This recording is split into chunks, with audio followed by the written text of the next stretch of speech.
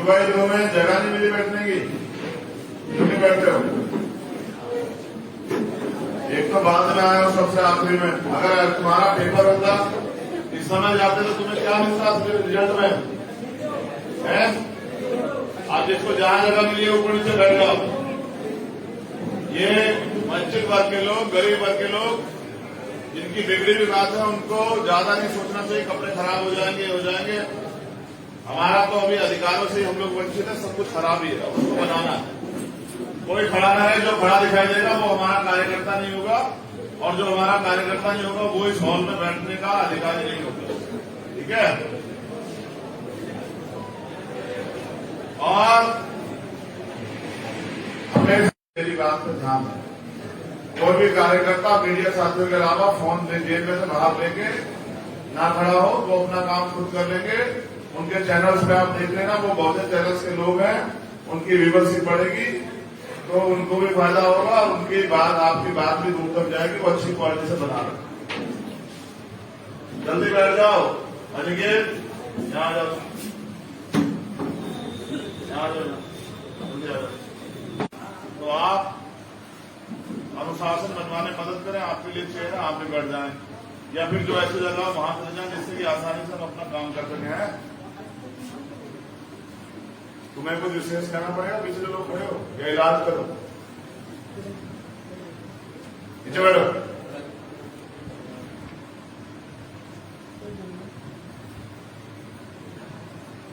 जय भीम, जय भारत, जय संविधान। अपनी बात को शुरू करने से पहले मैं समझता हूं कि जो व्यक्ति मेरी बात नहीं मानता, वो संगठन में रहने वाले किसी व्यक्ति की बात नहीं मानता होगा। तो दो नालायक लोग तो यहीं से दिख रहे हैं। तो वहां वो जो टोपी वाले के पीछे थे, वो देखो, एक नालायक नंबर 1 देखो, ये एक, और एक ये यहाँ इसके थमले के पास में। तो जब मैंने कह दिया कि फोन बंद करके मेरी बात को काम गौर से सुन लो, तो फिर तुम्हारा दिमाग कहाँ है बताओ? इस फोन से सरकार बना लोगे?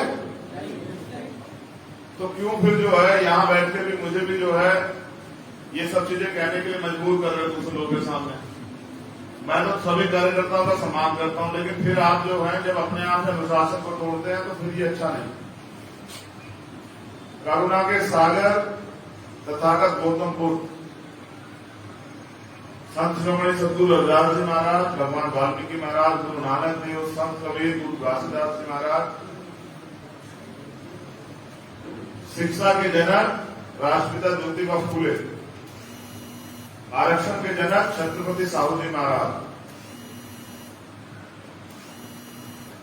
पाखंडवाद, अंधविश्वास के को सबसे ज्यादा सक्रिय तौर पे खत्म करने का प्रयास करने वाले बैरियर रामास्वामी नायकर, संत गाडगे जी महाराज, नारायण गुरु,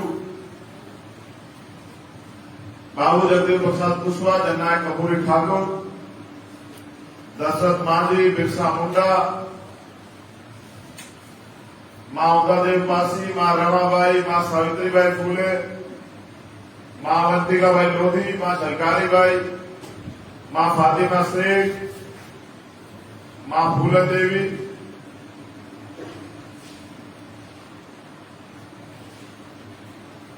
बाबा साहब डॉक्टर भीमराव अम्बेडकर, मान्यवर साहब श्री काशीराम, मान्यवर दीनाभाई वाल्मीकि साहब,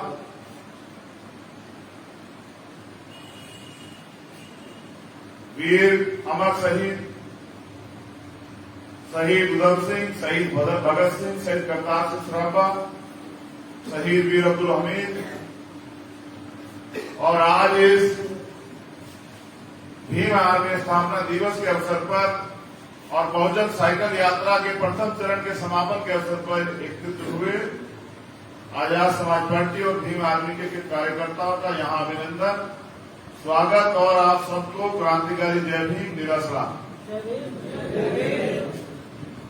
अभी सम्मान के योग्य हमारे प्रदेश अध्यक्ष आपसे वार्ता कर रहे तो वो आपको समझा रहे थे कि ताली कहाँ बजानी है, किन बातों पर गौर करना है, क्या करना है। मैं अपनी सारी बात लगभग आधा पौन घंटे में आप लोगों के बीच रखना चाहता हूँ। और उससे पहले मैं धन्यवाद देता हूँ यहाँ मंच पर उपस्थित हमारे कोर कमेटी के साथी अमित कसाना जी, भाई रविंद्र भाटी जी, हमारे सम्मानित प्रदेश अध्यक्ष विन कुमार चित्तौड़ जी, हमारे छोटे भाई और प्रदेश सचिव भीम आर्मी अनिकेत धानुक जी, यहाँ उपस्थित संभाग के प्रभारी और प्रदेश कोषाध्यक्ष कमलेश भारती जी, हमारे एक और संभाग प्रभारी और यहाँ मजबूती से काम करने वाले भाई अब्बास गाजी जी, हमारे पीछे बैठे हुए चमकौर जी, चमकौर सिंह जी, अभी उत्तर प्रदेश में जिनको जिम्मेदारी हम लोग देने वाले हैं मिशन 78 की, वो हमारे जिम्मेदार नौजवान साथी प्रोफेसर डॉक्टर बाल गंगाधर बागी जी, हमारे सह संयोजक मिशन 78 काशीराम मिलिंद गौतम जी, विनोद मिलिंद जी और उनके साथ बैठे श्यामलाल जी, हमारे पूर्व प्रभारी बिहार आजाद समाज पार्टी काशीराम, अमर ज्योति जी, विजय गौतम जी, जितेंद्र दयाल दोहरे जी, राजेश जी, एक पंकज जी और अरविंद राजवंशी जी, और यहाँ उपस्थित इनसे अलग जो अन्य साथी हमारे जो सामने बैठे हुए हैं, जिनमें लखनऊ के अध्यक्ष श्री अजय कुमार आनंद जी, यहाँ तुम जिला अध्यक्ष हो, ये तो जिला तुम्हारा तुम कहाँ बैठो, यहाँ जगह बना के यहाँ बैठ जाओ, दोनों के बीच में आ जाओ जरा। यहाँ के भीम आर्मी के जिला अध्यक्ष अरविंद अवतार जी, बड़े जाओ, सबको जय भीम करो। सीतापुर से जिला अध्यक्ष आजाद समाज पार्टी श्री कृष्ण गौतम जी कहाँ है? जय भीम जय भीम। वहीं से जिला अध्यक्ष श्री राकेश रामवंशी जी, जय भीम। भीम आर्मी के जिला अध्यक्ष हैं? अच्छा ठीक है, बैठ जाओ। बाराबंकी के जिला अध्यक्ष श्री हरिनंदन सिंह गौतम जी, और आजाद भीम आर्मी के जिला अध्यक्ष श्री पूरन सिंह गौतम जी, और नाम से जिला अध्यक्ष श्री अरविंद राजवंशी जी, और वहीं से भीम आर्मी के जिला अध्यक्ष श्री विशाल गौतम जी, हरदोई से जिला अध्यक्ष आजाद समाज पार्टी नीलेश कुमार जी, जय भीम। और वहीं से भीम आर्मी के जिला अध्यक्ष देवेंद्र भारती जी, देवेंद्र भारती नहीं है, चलो कोई बात नहीं। अच्छा, इस मंडल के नौजवान ओजस्वी प्रभारी कुलदीप भार्गव जी, जय तुम भी आओ सामने, इधर आ जाओ, चलो जगह बनाओ, दिलों में बन जाएगी जगह। अगर आप सुनने के लिए तैयार हैं तो हम अपनी बात शुरू करें। क्या बीच में अगर कुछ आ जाएगा उधर से तो तुम लोग उधर प्रदेश लिखते उधर तुम देखने लग जाओगे? क्या अगले आधा एक घंटा तुम लोग हमें जिम्मेदार सुनना चाहते हो? आप सभी को ईद उल अजहा की भी हार्दिक मंगल कामना। ईद उल अजहा के त्यौहार की वजह से हमारे बहुत सारे लखनऊ के जो साथी, महानगर और पीर के साथी जो मुस्लिम समाज से हैं, वो बेचारे त्यौहार की वजह से यहाँ नहीं आ पाए हैं। तो जो लोग आए हैं उनका धन्यवाद, जो लोग नहीं आए किसी कारणवश, वो भी कहीं ना कहीं इस आंदोलन में काम कर रहे होंगे, किसी काम की वजह से नहीं पहुंचे होंगे, उनका भी धन्यवाद। भीम आर्मी भारत एकता मिशन, जिसकी वजह से मैं हूं, हमारे राष्ट्रीय कोर कमेटी के लोग हैं, आप तमाम लोग हैं जिन्होंने इस बहुजन समाज की सोई ऊर्जा को दोबारा जगाने का काम किया। आज हम उसका स्थापना दिवस मना रहे हैं, सबसे पहले उसी पे बात करेंगे।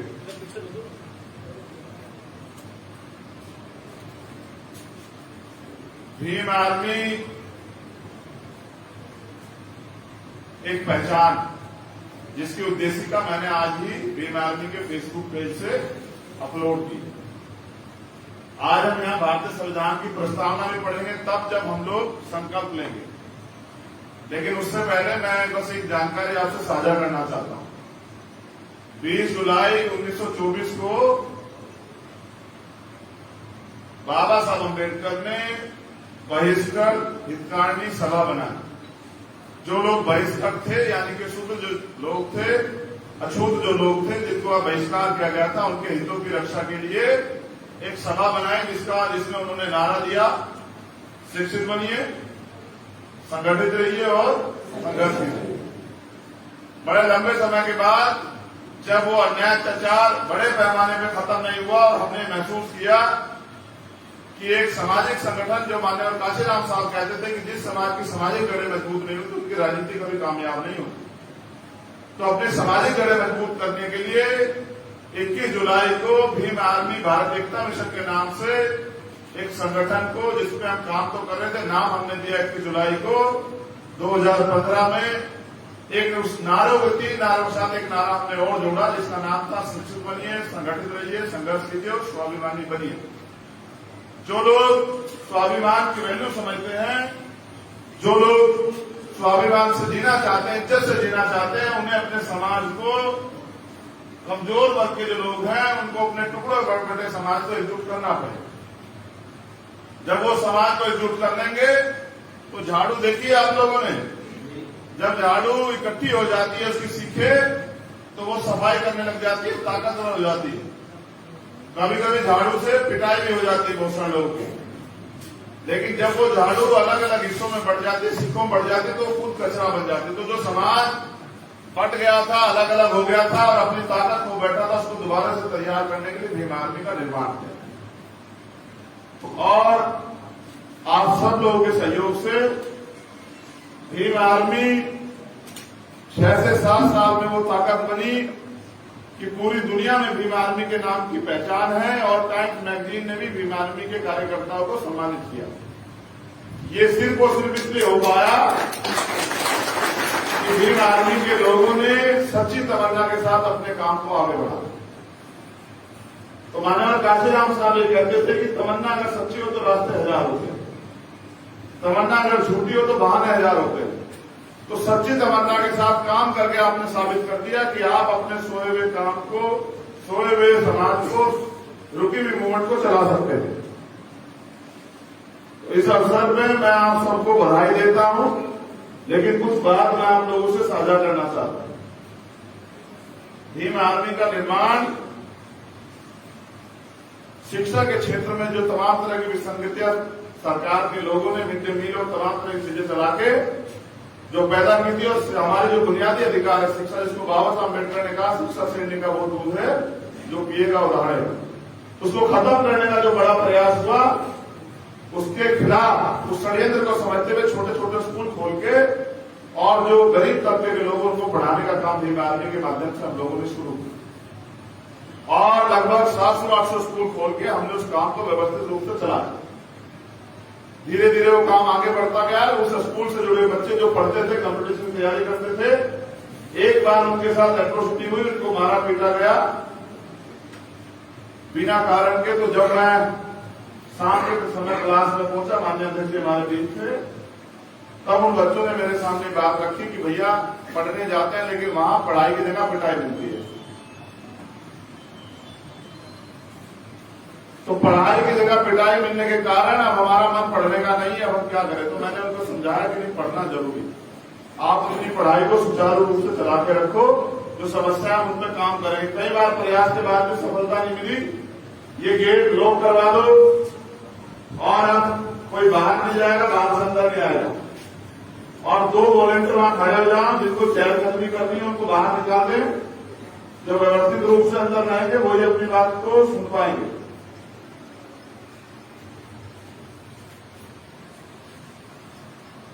इस तरह से भीम आर्मी का काम बड़े पैमाने पर शुरू हो गया और जो अन्याय अत्याचार उस समय हो रहा था, जो तमाम तरह की घटनाएं हमारे सामने आई, क्योंकि गांव से जुड़ा हुआ तबका जब वहां स्कूल खुले तो जुड़ने लगा। जब वहां गांव में कोई समस्या होती थी, वो समस्या को जो टीचर वहां पढ़ाते थे उनके सामने रखने लगा। तो ये भी एक नई समस्या खड़ी होगी कि भाई इन पे काम कैसे किया जाए। तो फिर भीम आर्मी के लोगों ने जो अन्याय अत्याचार जो जाती होती थी उनको न्याय दिलाने के लिए, क्योंकि पढ़े लिखे लोग थे भीम आर्मी के, उनके लिए वो संबंधित अधिकारियों के पास जाने लगे। तो जब संबंधित अधिकारी काम नहीं करता था तो फिर वो अधिकारियों के पास जाते थे। इससे क्या हुआ कि एक चर्चा का विषय बन गया कि कोई ऐसा संगठन भी है जो गरीब शोषित लोगों को जिनके साथ अन्याय होता है उनको न्याय दिलाता है। जब किसी बहन का, किसी अधिकारी कर्मचारी, किसी का अपमान होता तो भीम आर्मी के लोगों से संपर्क करता। तो ये काम और बढ़ गया और इसी तरह समय समय पे इस लड़ाइयों को लड़ते हुए कई सारी बड़ी घटनाएं हुई और भीम आर्मी के लोगों का कार्यक्षेत्र बढ़ता गया। सहारनपुर के गांव से चली भीम आर्मी आज देश में विदेशों में अपने काम से अपनी पहचान बनाए हुए है। भीम आर्मी में कोई व्यक्ति ऐसा नहीं था जिसके बाप दादा परदादा जो है मुख्यमंत्री, प्रधानमंत्री रहे हो या मंत्री रहे हो। सब लोग आप जैसे गरीब परिवार से आए हुए लोग जो समाज के लिए कुछ करना चाहते थे, बाबा साहब अम्बेडकर, मानव काशीराम साहब के मूवमेंट को आगे बढ़ाना चाहते थे, उन्हीं लोगों ने इस काम को आगे बढ़ाया।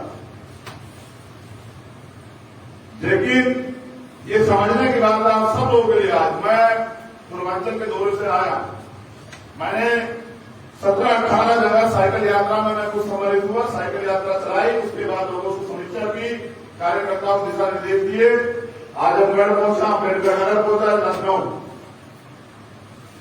सब जगह पर मैंने देखा कि कार्यकर्ताओं में जोश तो बहुत है लेकिन अनुशासन की कमी बड़े पैमाने पर देखने को मिली। मुझे लगा कि जिस चीज की ज्यादा कमी है उस चीज को ज्यादा तैयार करना चाहिए। तो मैंने देखा कि जब मैं जाता हूं तो हमारे साथी कार्यकर्ता जो है फोटो के लिए होड़ लगा लेते हैं। उनकी भीड़ में कोई दुश्मन आके कोई नुकसान पहुंचा सकता है, उनको इससे कोई मतलब नहीं होता। वो मुझसे ये तो उम्मीद करते हैं कि वो हमारे भाई हैं, हमारे लिए काम कर रहे हैं, हमारे लिए दुकान, उनके तमाम तरह के सपने मुझे लेकर उनके दिमाग में है। लेकिन वो ये नहीं समझते कि जब मैं उनके बीच में आता हूं तो कोई दुश्मन भी साजिश करके, जैसे पहले साजिश हुई है, उनकी भीड़ में आके हमें नुकसान पहुंचा सकता है, फिर आपके पास प्रशासनिक सेवा कुछ नहीं बचेगा। तो इन बातों को नजरअंदाज कर देते। वो ये भी नजरअंदाज कर देते हैं कि वो आदमी चप्पल पहने होगा, हम बड़े बड़े जूते पहन के उसके ऊपर जब जाके उस पर हमला करेंगे, उसके पैर को नुकसान हो जाएगा, उसके हाथ को नुकसान हो जाएगा, उसको चोट लग जाएगी, इसी परवाह में नहीं करते हैं। तो जो लोग अपने नेता की, अपने भाई की, अपने परिवार की परवाह नहीं करते तो वो समाज के सबसे देशी नहीं हो सकते। जब मीटिंग आपका पहला कार्य संपन्न हो जाए, आपका जो प्रोग्राम जैसा आज का प्रोग्राम संपन्न हो जाए, तो फिर हम लोग विधिवत बैठ के अपनी बात कर सकते हैं, फोटो भी खिंचा सकते हैं, अपने सवाल जवाब भी कर सकते हैं। लेकिन सबसे पहली प्रायोरिटी हमारी रहनी चाहिए जिस प्रोग्राम के लिए हम लोग आए उसको सफल करें और सफल करने के लिए उसमें सब लोगों का योगदान होना चाहिए। जैसे साइकिल यात्रा का प्रोग्राम है तो सब लोग व्यवस्थित रूप से ड्यूटियां लगा के अपनी साइकिल यात्रा को संपन्न करें और जब संपन्न हो जाए फिर बचे हुए समय में 2-3 घंटे में अपनी बात पे रखें, अपने फोटो भी खींचें, सारे काम करें। लेकिन कभी आपने ऐसा देखा कि पेपर के टाइम हम लोग जो है आराम करते हैं और आराम के टाइम पेपर देते हैं, ऐसा कभी होता है? पेपर देने के लिए वो 2-3 घंटे का समय होता है। ऐसे अपने प्रोग्राम के लिए सफल करने के लिए वही 3 से 4-5 घंटे का प्रोग्राम होता है। वो सफल हो जाएगा तो फिर यही आपकी सबसे बड़ी कामयाबी और आपका मान सम्मान, यही आपके नेता के नजरों में, आपके पदाधिकारियों के नजरों में, समाज के नजरों में बनता है। अब मैं जब आजमगढ़ पहुंचा तो मैंने नोटिस किया कि कुछ कार्यकर्ता बहुत हल्ला शोर कर रहे थे, मोटरसाइकिलों को ऐसे रेस दे रहे हैं और एक अजीब से तरह की आवाज निकाल रहे हैं। तो मुझे बड़ी निराशा लगी कि ये लोग तो जो समाज तैयार ही नहीं है, जो समाज ये नहीं सोच रहा कि इससे क्या असर समाज पे पड़ेगा, वो लोग क्या जो है लोगों को तैयार कर पाएंगे, जो पूरी तैयार नहीं। फिर मैंने सारी चीजें छोड़ के आजमगढ़ में उनको तैयार करने का काम किया। इसका हमें फायदा जो है वो अम्बेडकर नगर मिला। जब हम अम्बेडकर नगर पहुंचे तो वहां कार्यकर्ताओं में बड़ा अनुशासन जो है वो देखने को मिला। तो मैं समझता हूं कि अगर इन बातों को भी मैं आपको नहीं समझाऊंगा तो दूसरे व्यक्ति की तो बात आप मानेंगे नहीं, तो फिर आप समझेंगे कैसे? तो मुझे बुनियादी बात समझाने की बजाय आपको सरकार कैसे बनानी है, सामना कैसे करना है, लोगों को कैसे जोड़ना है, ये सब बताने की जगह पहले आपको अनुशासन सिखाना पड़ रहा है। ये पिछले 6-7 साल में नहीं हो पाया। ये मेरे लिए बहुत कठिन विषय है। मुझे ऐसा लगता है कि चैप्टर का पहला ही पन्ना जो है पूरा नहीं पढ़ पाए हैं लोग। अनुशासन सफलता की सर्वप्रथम कुंजी होती है। आपको याद है जब कोई आर्मी में जवान भर्ती होता है तो सबसे पहले क्या करते हैं वो लोग वो सबसे पहले उसे ट्रेनिंग सेंटर भेजते हैं। ट्रेनिंग सेंटर में वो व्यक्ति 2 से 3 या महीने या 6 महीने या 9 महीने या 10 महीने 1 साल ट्रेनिंग करता है। फिर वो जाके एक अनुशासित सिपाही बनता है, वो भी आपकी उम्र का होता है। मुझसे लोग कहते हैं अरे भैया नौजवान लोग हैं, ये कहाँ समझ जाएंगे, ये तो कक्षा 1 के लोग हैं, कक्षा 10 की पढ़ाई कैसे पढ़ेंगे। तो फिर मैं समझाता हूँ कि ये वो लोग हैं जिनके दिलों में दर्द, जो पैसे से नहीं आते, जो सुविधाओं से नहीं आते, जो भूखे पेट आते हैं, मोटरसाइकिल से आते हैं, साइकिल से आते हैं, किराया मांग के लाते हैं, किराया दिए बगैर आते हैं। ये वो लोग हैं जिनके दिलों में समाज के लिए दर्द है। इनको अगर थोड़ा समझा जाएगा तो समझ जाएंगे। इसीलिए मैं समझता हूं कि समझाना बहुत जरूरी है, क्योंकि एक दूसरे को समझाने से लोगों के समझ में बातें आ जाएंगी, और जब समझ में बातें आ जाएंगी तभी वो दूसरे व्यक्ति को समझाएंगे। क्या आपने देखा कोई बिना पढ़ा लिखा व्यक्ति दूसरे व्यक्ति को पढ़ा लिखा सकता है? इसलिए हमें जो लिखा गया है उसको पढ़ना चाहिए। हम लोग पढ़ते गए हैं जो दूसरे लोगों ने लिखा, हमें पढ़ना वो चाहिए जो हमारे महापुरुषों ने लिखा, जो बाबा साहब अम्बेडकर लिखे गए, मानव काशीराम साहब लिखे गए, जो ज्योतिबा फुले लिखे गए, बाबू जगदीश प्रसाद कुशवाहा लिखे गए। एक और ये हमारे राम स्वरूप वर्मा जी हुए, उन्होंने लिखा कि जिंदा कौम 5 साल इंतजार नहीं करती। क्या नहीं करती? 5 साल इंतजार अगर सरकार किसी और की बनगी तो सरकार अत्याचार करेगी, तो जिंदा कौम अत्याचार नहीं करती, वो तो अत्याचार के खिलाफ जवाब देती है, अपना आंदोलन करती है। काशीराम साहब कहा करते थे कि जब आप विधानसभा में लोकसभा बहुमत में ना हो तो सड़कों पर बहुमत में रहना, जिससे कि सत्ता तानाशाह ना हो।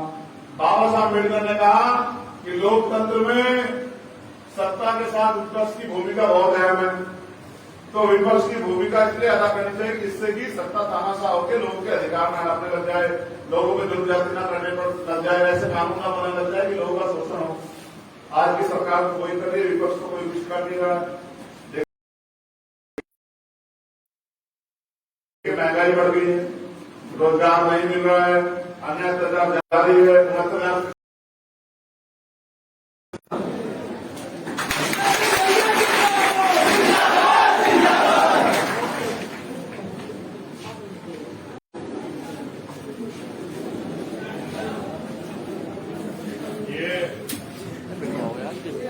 ये अभी कहाँ की बस में बैठ जाऊँ और इतनी देर से भी मैं देखो कई जगह देखो बैठने की खड़े मत रहो, और यहाँ से हटके वहां आ जाओ सामने। एक बार हमने पहले प्रयास किया था कि जो जगह खाली है उसको भर दें, जो लोग खड़े वो बैठ जाए। अब दोबारा से एक बार और व्यवस्थित करके जो लोग खड़े हैं उनको बैठने की जगह दे देंगे।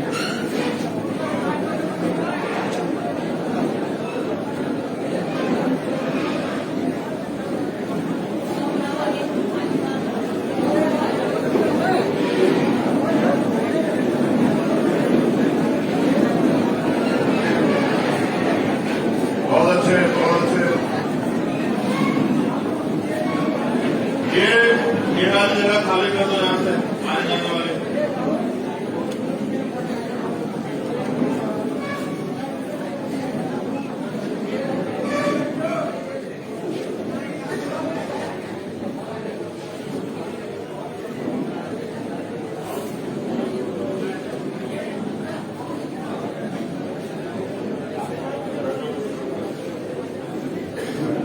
बैठो बैठो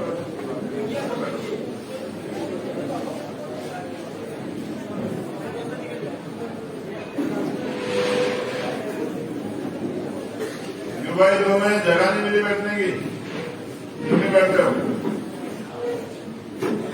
एक तो बाद में आया हो सबसे आखिरी में। अगर तुम्हारा पेपर होता इस समय जाते तो तुम्हें क्या मिलता रिजल्ट में है? आप जिसको जहां जगह मिली है ऊपर नीचे बैठ जाओ। ये वंचित वर्ग के लोग, गरीब वर्ग के लोग, जिनकी बिगड़ी हुई बात है, उनको ज्यादा नहीं सोचना चाहिए कपड़े खराब हो जाएंगे, हो जाएंगे। हमारा तो अभी अधिकारों से हम लोग वंचित है, सब कुछ खराब ही है, उसको बनाना है। कोई खड़ा ना है, जो खड़ा दिखाई देगा वो हमारा कार्यकर्ता नहीं होगा, और जो हमारा कार्यकर्ता नहीं होगा वो इस हॉल में बैठने का अधिकारी नहीं होगा। ठीक है? और हमें मेरी बात पर ध्यान है, कोई भी कार्यकर्ता मीडिया साथियों के अलावा फोन जेब में से बाहर लेके ना खड़ा हो, वो अपना काम खुद कर लेंगे। उनके चैनल्स पे आप देख लेना, वो बहुते चैनल्स के लोग हैं, उनकी व्यूवरशिप बढ़ेगी। तो उनको भी फायदा होगा और उनकी बात, आपकी बात भी दूर तक जाएगी, वो अच्छी क्वालिटी से बना रहे। जल्दी बैठ जाओ। अनिकेत यहाँ जाओ, यहाँ जाओ, जल्दी आ जाओ।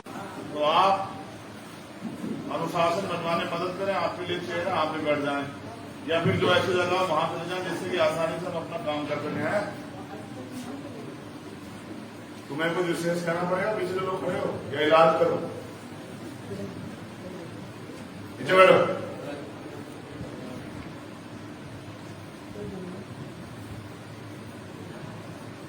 जय भीम, जय भारत, जय संविधान। अपनी बात शुरू करने से पहले मैं समझता हूं कि जो व्यक्ति मेरी बात नहीं मानता वो संगठन में रहने वाले किसी व्यक्ति की बात नहीं मानता होगा। तो दो नालायक लोग तो यहीं से दिख रहे हैं, तो वहां वो जो टोपी वाले के पीछे थे, वो देखो एक नालायक नंबर 1 देखो, ये एक, और एक ये यहाँ इसके थमले के पास में। तो जब मैंने कह दिया कि फोन बंद करके मेरी बात को काम गौर से सुन लो, तो फिर तुम्हारा दिमाग कहाँ है बताओ? इस फोन से सरकार बना लोगे? तो क्यों फिर जो है यहाँ बैठ के भी मुझे भी जो है ये सब चीजें कहने के लिए मजबूर कर रहे हैं दूसरे लोगों के सामने? मैं तो सभी कार्यकर्ताओं का सम्मान करता हूं, लेकिन फिर आप जो है जब अपने आप में अनुशासन को तोड़ते हैं तो फिर ये अच्छा नहीं। करुणा के सागर तथागत गौतमपुर संत शिरोमणि सद्गुरु रविदास जी महाराज, भगवान वाल्मीकि महाराज, गुरु नानक देव, संत कबीर, गुरु घासीदास जी महाराज, शिक्षा के जनक राष्ट्रपिता ज्योतिबा फूले, आरक्षण के जनक छत्रपति साहू जी महाराज, पाखंडवाद अंधविश्वास के को सबसे ज्यादा सक्रिय तौर पे खत्म करने का प्रयास करने वाले बैरियर रामास्वामी नायकर, संत गाडगे जी महाराज, नारायण गुरु, बाबू जगदेव प्रसाद कुशवाहा, जननायक कपूरी ठाकुर, दशरथ मांझी, बिरसा मुंडा, मां उदयदेव पासी, मां रमाबाई, मां सावित्रीबाई फूले, मां अवंतिकाबाई लोधी, मां झलकारी बाई, मां फातिमा शेख, मां फूलन देवी,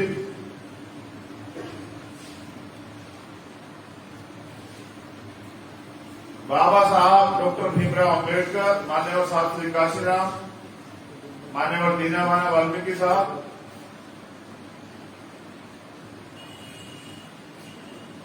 वीर अमर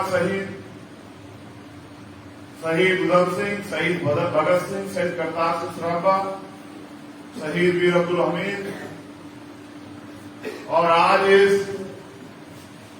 भीम आर्मी स्थापना दिवस के अवसर पर और बहुजन साइकिल यात्रा के प्रथम चरण के समापन के अवसर पर एकत्रित हुए आजाद समाज पार्टी और भीम आर्मी के कार्यकर्ताओं का यहाँ अभिनंदन, स्वागत और आप सबको क्रांतिकारी जय भीम निराशला।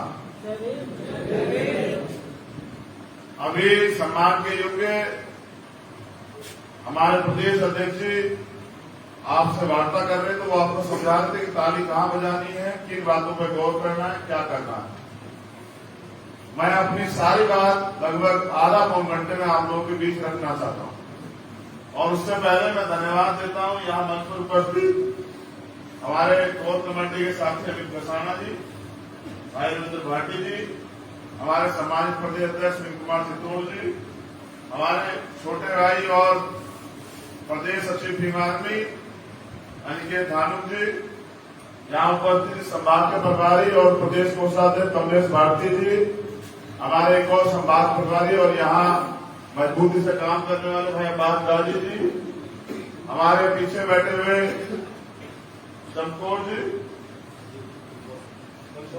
चमकौर सिंह जी, अभी उत्तर प्रदेश में जिनको जिम्मेदारी हम लोग देने वाले हैं मिशन 78 की, वो हमारे जिम्मेदार नौजवान साथी प्रोफेसर डॉक्टर बाल गंगाधर बागी जी, हमारे सह संयोजक मिशन 78 काशीराम, मिलिंद गौतम जी, विनोद मिलिंद जी और उनके साथ बैठे श्यामलाल जी, हमारे पूर्व प्रभारी बिहार आजाद समाज पार्टी काशीराम, अमर ज्योति जी, विजय गौतम जी, जितेंद्र दयाल दोहरे जी, राजेश जी, AK पुष्कर जी और अरविंद राज।